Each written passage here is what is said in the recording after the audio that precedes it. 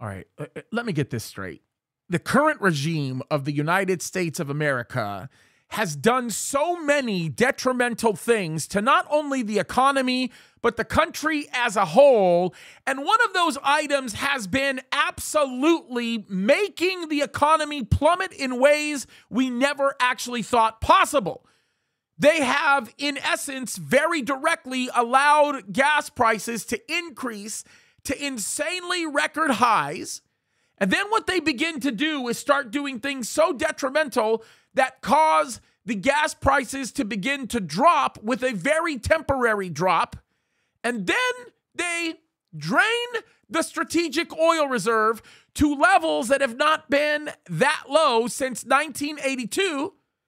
Then they take credit for lowering gas prices before the elections in November. And then once the elections are over, even if the Republicans win, gas prices will go to the moon, probably double what they were at their highest, so that they can blame Republicans or whoever else that actually wins. Folks, this is crazy. And this administration, this regime, is making one of the dumbest decisions it's ever made, perhaps one of the absolute most insane decisions outside of the one to carry a very anti-Semitic approach towards the nation of Israel. They are going to wait until crude oil drops to around $80 a barrel, and then they're going to refill the strategic reserve by buying all of that oil, which will do what? Skyrocket the price of oil, which will then cause you to pay more money than you ever have before for gasoline, thus continuing the downward trajectory of our nation's economy. Folks, I'm just telling you this right now. They absolutely want to destroy this economy. They absolutely want to destroy people's lives. They want to harm you. They want to take away your freedom, and they want to destroy you. And that's the reality of all that's going on. I've said this before. I'll say it again.